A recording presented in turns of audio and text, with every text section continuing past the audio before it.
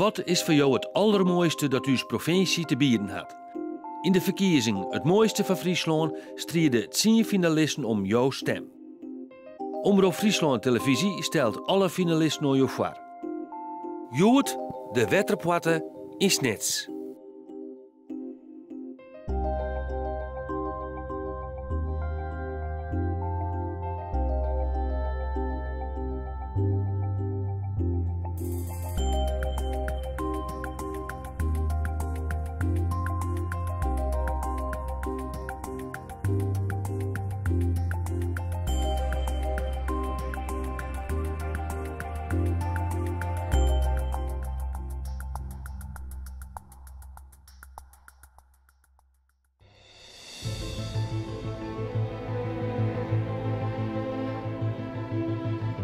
De wetterpotten van Snits wordt zongen als een icoon van Friesland.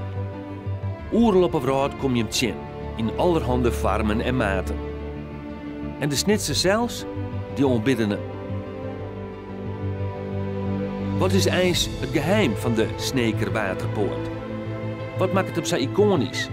En waarom had de Snitse bevolking hem zo in de jerm sluiten?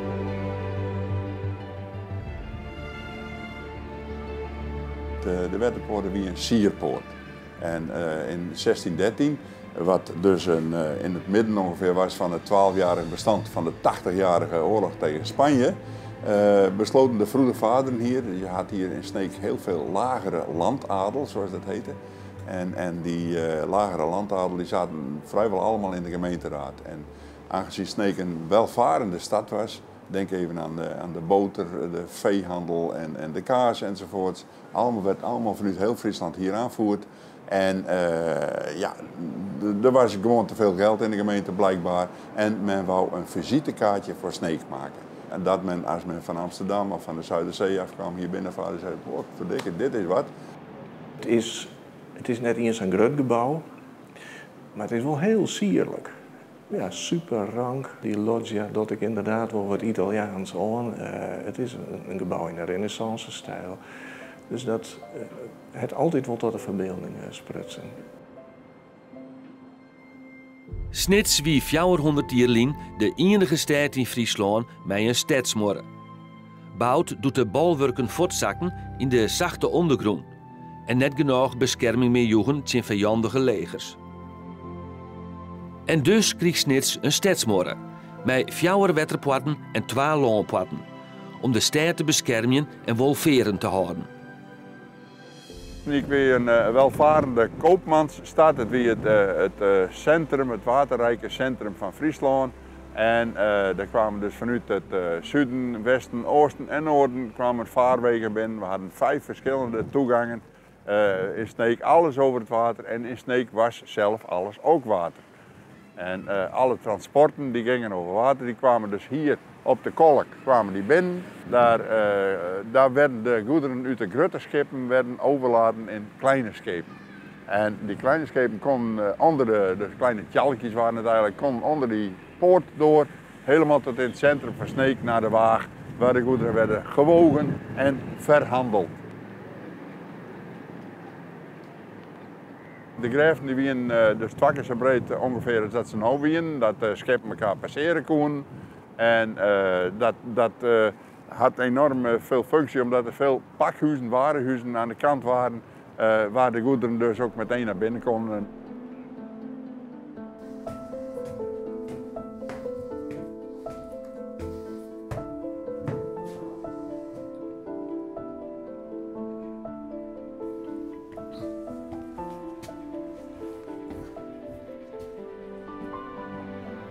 De vrachten gingen langs de poortwachter, die het jertijds tegen een iersalaris van 10 goen de wacht houden.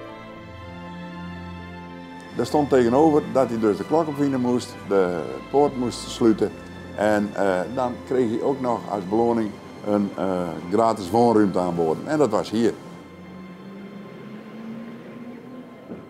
In een bekend geval dat hier een poortwachter woonde met 7 kinders. En de kinders, nou, je moet dus om je heen kijken hoe klein het hier is. Waar hij die liet, dat is een onduidelijke zaak. Nou, schat is zo groot hij is, wat zal het wezen? 5 meter bij 1 meter of 3. Het is echt niet meer voor te stellen. De man had meestal een baantje erbij. Hij was hier beneden op het studenten waren allemaal leerlooierijen. En dat was een heel vies, smerig, vuil beroep. Wat ook heel weinig verdiende. Maar ja, van een tientje per jaar kan je ook al niet al te veel. Dus dat was noodzakelijk dat die man een bijbaantje had.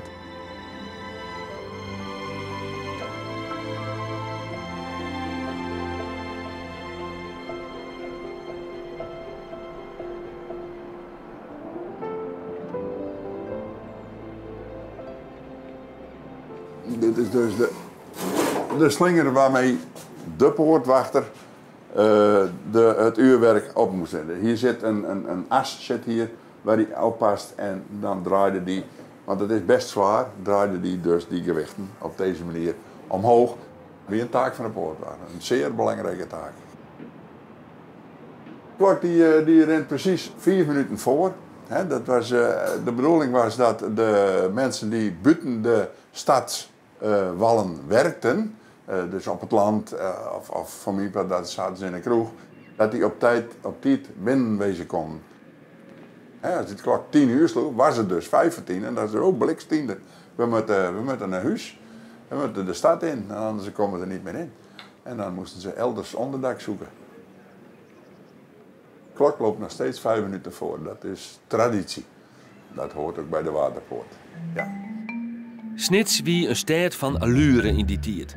En de Waterpoort is nog altijd het bewijs daarvan.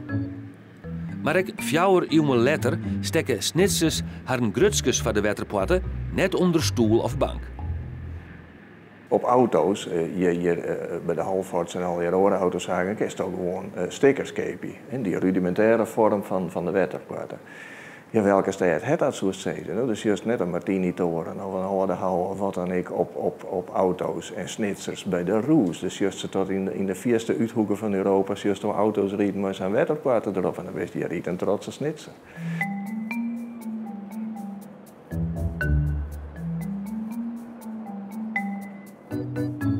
En die grutskens klinkt ik terug in onderzoeken van Tolve Tretjenier Verlien, waarin snitsers vregen waren wat ze van haar stad vinden.